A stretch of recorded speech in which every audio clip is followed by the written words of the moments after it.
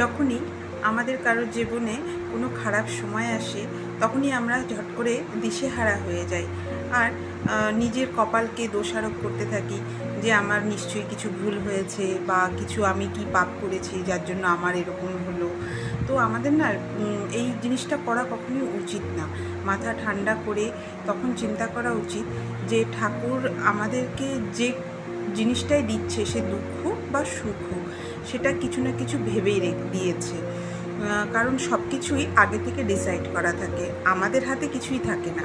তা যদি আমাদের হাতেই সব কিছু থাকতো তাহলে অনেক কিছুই আমরা পরিবর্তন করে নিতে পারতাম আমাদের জীবনে।